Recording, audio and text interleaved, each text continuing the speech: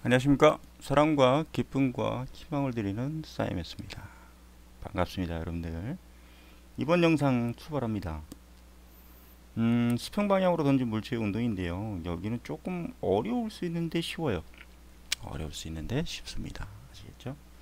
곡선 운동을 할 때는 여러분들 이거는 첫 번째 꼭 기억하셔야 될 게 뭐냐면, 곡선 운동을 할 때는 X축의 성분하고 Y축, 즉 가로축의 성분하고 세로축의 성분하고 구분해서 각각 생각해주고 나중에 합해주는 게 굉장히 중요합니다. 아시겠죠? 오케이. 그래서 굉장히 중요한 거예요, 그게. 자, 시작해볼게요, 여러분들. 비스듬히 던진 물체의 운동인데, 자, 보세요. 여기서 v/s/로 이렇게 던집니다. 그럼 얘가 이렇게 반듯이 갈 수는 없어요. 없습니다. 왜냐?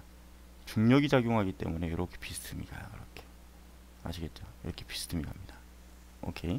이렇게 비스듬히 가는데, 지금 금방 얘기했던 것처럼 가로축 X축과 그 다음에 Y축으로 생각을 해줘야 돼요. 아시겠죠? 그래서 사이머스가 항상 설명을 할 때는 어떻게 설명하냐면, X축하고 Y축으로 구분하여 생각하라 얘기했으니 힘의 성분은 Fx의 힘의 성분도 있을 거고 Fy의 힘의 성분도 있겠죠. 그래놓고 우리는 이것을 분석을 해야 됩니다. 아시겠죠? 그래놓고 얘네들은 어차피 F는 ma라는 뉴턴의 제2법칙으로 해석을 하면 되는 거기 때문에 오케이, 좋아. 이렇게 해석하시면 돼요.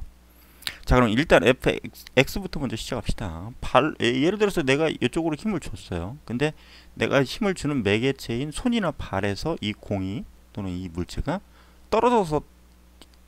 떨어지는 그 순간부터 이 공에게 작용하는 또는 이 물체에 작용하는 힘은 0의 값에 이르릅니다. 즉 무슨 얘기냐면, 내가 손으로 잡고서 힘을 줘서 던지는데, 던지는 그 시점, 그러니까 내 손을 떠난 시점부터는 내 손으로부터 더 이상 힘을 받지 못하죠. 오케이. X축만 지금 생각하는 거예요. X축만. 아시겠죠? X축만. 그래서 fx의 성분은 0이 돼요. 아시겠죠? 뭐라고요? fx의 성분은 0이 됩니다. 0. 이게 매우 중요해. 그럼 뉴턴의 제2법칙이 F는 ma인데, 가속도 엑셀레이션을 구할 때는 시간 t분의 델타 v, v-v0를 구해야 돼요. 근데 어차피 시간값은 0이 아니니 얘 값이 0이 돼야 되겠죠. 그럼 v-v0 값이 0이라는 얘기는 v는 v0가 되고 처음이나 나중이나 속도가 같은 얘기죠. 그럼 우리는 이런 걸 등속 직선운동, 즉 등속도 운동이다, 이렇게 부르는 겁니다. 그럼 결국은 가속도 값이 얼마가 된다? 0이 되는구나.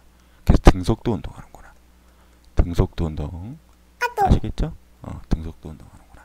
이렇게 해석하시면 됩니다. 그러나 이 녀석이 계속 이런 식으로 떨어지는 거기 때문에 Y축의 성분인 Fy는 즉 중력을 받겠죠. F 그래비티. 근데 뭐 그럼 요거는 F는 mg잖아요. 그죠? mg. 이렇게 해서 해석하셔야 돼요. 아시겠죠? 오케이. 근데 여기서 가장 중요한 건 뭐냐면, 여기에서 높이 h를 주어줄 겁니다. 높이 h를 주어줄 거예요. 그 다음에 중요한 건 또 뭐를 물어보냐면, 수평도달거리 x를 물어볼 거예요. 수평도달거리 x.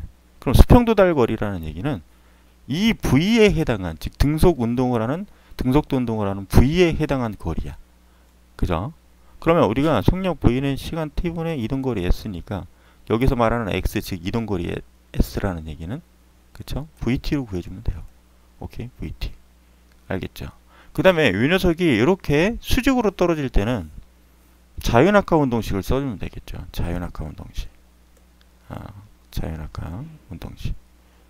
자, 그래서 이제 잘 봐요. 자유낙하 운동식은 아까 뭐가 있었죠? 1번식은 V는 GT. 그 다음에 2번식은 H는 2분의 1 GT제곱. 그죠? 그래서 아까 우리 T는 루트 뭐였죠? 루트 G분의 2H. 그죠? G분의 2H. 그죠? 요거였죠. 오케이. 그 다음에 EGH는 V제곱 이거였어요. 근데 제가 이거 매우 중요하다고 그랬죠? 왜 중요하다고 그랬느냐? 요 녀석이 여기에 떨어질 때까지 걸리는 시간은 얘로 해석해야 된다라는 거죠. 얘로. 그럼 결국은 여기서의 t 값이 얘라는 겁니다.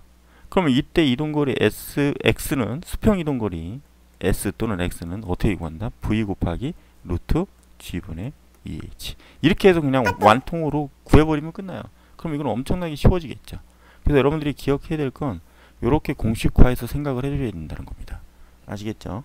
오케이. 이렇게 생각해 주셔야 된다라는 거예요. 자, 그렇게 해석하시고, 자, 그 다음에 이제 두 번째 중요한 건, 어렵게 물어보면 이때 이 수평두달 거리를 물어볼 확률이 크고요. 그 다음에 두 번째 중요한 건 뭐냐면, 바닥에 닿는 그 시점에 속도 v 값을 물어보는 경우가 있어. 오케이. 속도 v 값을 물어보는 경우가 있습니다. 순간, 닿는 순간의 속도 v. 그러면 대다수의 학생들이 어떤 딜레마에 빠지느냐? 속도 v 값 물어봤으니까, 이거 물어보는 거구나. 그러면 v 값 물어봤다. 그러면 v는 v 제곱이 2gH니까 v는 루트 2gH지. 그래놓고 여기다가 딱 집어넣어서 예를 들어 만약에 이게 10m다. 10m다. 그리고 중력가속도 그래비티 값이 예를 들어서 만약에 뭐다. 뭐 9.8이다. 그러면 여기다 집어넣어가지고 그냥 어떻게 하느냐? v는 루트 2 곱하기 9.8 곱하기 저게 10m니까 10 해가지고 v는 루트 98 곱하기 2니까 196이네. 따라서 v 값은 14의 제곱이구나. 그래서 14가 나옵니다. 이렇게 해석해서 3번에 14 있네. 오케이, 너 정답. 그럼 이건 무조건 틀려요. 그건 무조건 틀립니다. 물론 수직 성분의 속도를 물어봤다. 수직 성분이, 그러니까 이건 여기 굉장히 조심하셔야 돼. 수직 성분의 속도를 물어봤다. 그럼 이거는 14가 맞아요. 수직 성분만 제한해서 물어본 거니까. 아시겠죠? 수직 성분만 제한해서 물어본 거니까. 그런데 문제는 뭐야? 그냥 속도를 물어본 거예요. 그냥 속도. 그냥 속도. 그러면 이쪽으로 작용하는 게 수직 성분이고 이게 14면 이쪽으로 v 값이 0이 아니란 말이에요. 그러면 예를 들어서 저희가 만약에 이쪽으로 쏴줬던, 즉 찾았던 v 값이 한 10이다. 10m per sec으로 쐈다. 그러면 이 10도 생각을 해줘야 된다는 거예요. 알겠죠? 그래서 요 녀석하고 요 녀석 합을 만들어줘야죠. 요 녀석과 요 녀석의 합. 그러면 우리가 중학교 때 배웠던 것처럼 평행사변형의 대각선의 조건으로 만들어줘야 돼요. 즉 여기서 아까 이 v값 물어본 건 얘를 물어본 거야. 얘를 물어본 거야. 알겠습니까? 이거 조심하셔야 돼. 수직 성분의 속도를 물어보면 v는 루트 2gH를 집어넣어서 구하면 되는 건데, 오케이. 그냥 v를 물어보면 여기가 10이고, 잘 들으셔야 돼. 이건 매우 중요할 수 있으니까. 10이고 여기가 14 나왔으니까, 오케이. 14 나왔으니까 요거를 구하라고 한다면 요거는 피타고라스 정리로 구해줘야죠. 피타고라스 정리. 그죠? 그러면 요거의 v, 즉 v의 제곱은 피타고라스 정리니까 10의 제곱 플러스 14의 제곱 이렇게 구해줘야 되는 거예요. 그러면 v의 제곱은 오케이 100 플러스 196 이렇게 해서 v제곱은 어쩌고 저쩌고 루트 뭐 어쩌고 저쩌고 빼내죠. 그쵸? 맞아요. 틀려. 이거 계산하는 건 여러분들이 해야 할 일이니까 여러분들이 이건 꼭 조심하셔야 돼요. 이거 잘못하면 함정에 빠지면 골치 아파집니다. 아시겠죠? 자, 분명히 말씀드려요. 오케이. 그리고 여기 fx의 성분이 등속도 운동이다. 이거를 좀 비유를 해주자면 사랑하는 두 남녀가 있어. 근데 남자가 여자를 찬 거야, 발로. 절로 가, 우리 헤어져! 하고 밀었어요. 밀었어. 그러니까 어떻게? 밀었는데, 밀었으면 이제 한 번 헤어졌으면 더 이상 공을 들일 필요가 없겠죠. 즉 공 들일 힘이 없다. 그래서 F는 0 이렇게 해석하시면 돼. 그랬더니 이 여인은 슬프겠죠. 그러니까 지구가 이리 오거라 그래서 지구는 당겨요. 그래서 F 그래비티 이렇게 해석하시면 돼. 알겠죠? 이렇게 해석하시면 됩니다. 이렇게 해석하시고요. 그 다음에 중력과 자연현상 여러분들 참조하는 교재 112페이지인데 중력과 자연현상에서 중력과 지구 시스템 이거는 여러분들이 한 번씩 읽어보세요. 밀물과 썰물은 달의 인력 때문에 나타나는 거니까 달의 인력이 곧 중력이라고 보시면 되는 거잖아요. 그죠? 그 다음에 인공위성이 지구를 벗어나지 않고 계속 운동한다라는 얘기는 지구 중력 때문에 잡아당겨져서 벗어나지 못한다라는 거. 그 다음에 높은 곳으로 올라갈수록 거리가 멀어지잖아요. 그러면 우리 아까 거리 관계 F는 G R 제곱분의 라지 M 스몰 M 이걸로 그럼 거리가 멀어지니까 중력은 약해지겠죠. 그럼 중력이 약해진 만큼 거리가 멀어지면 높은 산으로 갈수록 중력이 약해진다라는 건 해석했고요. 그럼 왜 여기에 공기가 희박하냐? 자 보세요. 왜 여기에 공기가 희박하냐? 이거는 설명할 수 있죠. 상대적으로 거리가 가까운 지표면에는 중력값이 크게 작용하겠죠. 그러니까 대기를 다 센 힘으로 잡아당겨서 지표면에 밀집시키는 거예요. 아시겠죠? 그래서 공기가 희박할 수밖에 없다라는 거죠. 지표의 변화 같은 경우는 지구의 중력에 의해서 물이 떨어져서 그 떨어지는 물이 모여서 깎는다 뭐 그런 것이 되겠죠. 오케이. 그 다음에 대류 현상도 중력 차이 때문에 어떤 건 가벼워지고 어떤 건 무거워서 공기의 순환이 일어나는 거고, 이건 뒤에 가면 선생님이 또 자세하게 설명드릴게요. 또는 기상현상의 원인 같은 경우도 대류 현상의 일환으로 해석될 수 있고요. 그죠? 중력과 생명 시스템 같은 경우는 목이 긴 길이는 저기 머리까지 혈액을 공급해야 되니까 심장 펌핑의 힘이 더 커야겠죠. 오케이. 왜 중력을 이기고 올려야 되니까. 오케이. 그 다음에 민들레 씨앗은 깃털이 많이 나 있어서 바람에 쉽게 날려서 갈 수 있다. 즉 중력이 바람의 공기의 저항력이 중력보다 커서 훨씬 더 멀리 날아갈 수 있게끔 만들어주는 거. 그 다음에 뭐 척수동물이 단단한 뼈를 갖고 있었다는 얘기는 중력을 견뎌야 되니까. 그죠?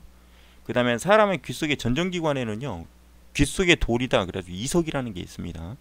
그래서 그 이석을 통해서 몸의 균형을 유지할 수 있어요.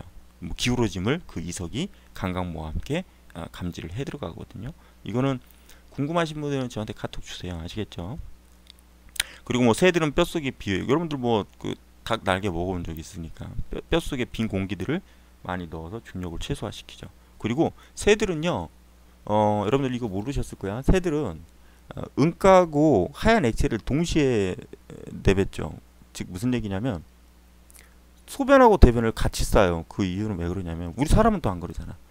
소변하고 대변하고 새들은 같이 싸는, 조류가 같이 싸는 이유는 그만큼 상대적으로 몸무게를 줄이기 위해서 같이 싸는 겁니다. 아시겠죠? 그렇게 해석하시면 돼요. 자, 그 다음에 뭐 이번 영상에서는 여기까지 해석을 하면 될 것 같고, 여기서 이번 영상에서 가장 중요한 건 핵심은 이거야.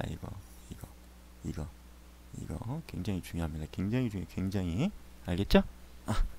수고하셨습니다. 지금까지 사랑과 기쁨과 희망을 드리는 사이먼스였습니다. 감사합니다.